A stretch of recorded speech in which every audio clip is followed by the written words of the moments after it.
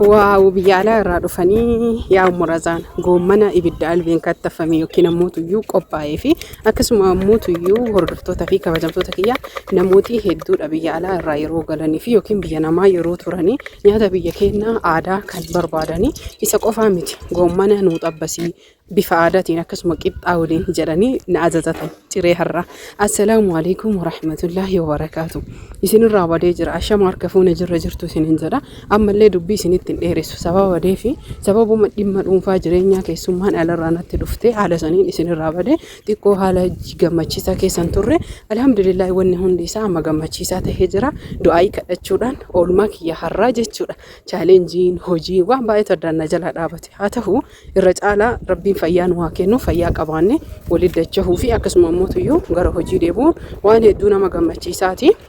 Kanumaafuyyuu kaleessallee warrootiin meeshaa fudhattanii meeshaa keessan ammas namni haftanii jettan inshallah viidiyoo illee dadhabee jedhe namni meeshaa isinii kennu teelee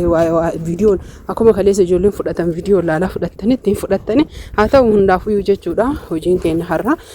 nama alaa dhufetuyyuu nyaata kana ajajate naaf hojjettu malee jedhanii ganama subii bararraa ka'ee kun hojjetaa jira lixii qixxaa dabu keessee bulchee isiniin jedha lafti qabbana hin qorraa sabuna kana akka bada isin ajaa'ibaa jechuudha.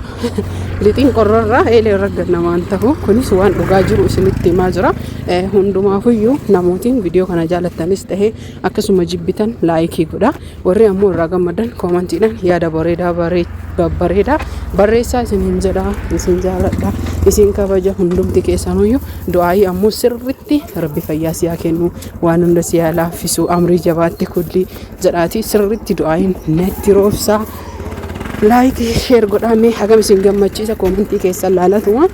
kutaa itti aanu viidiyoo waan bareedaa tahee fi yookaan meeshaa namaa gad isiniif dhiisuu danda'a inshallah bi'iznillaahi ta'ala. Like subscribe share irratti keessaniif koomentii yaada bareedaa.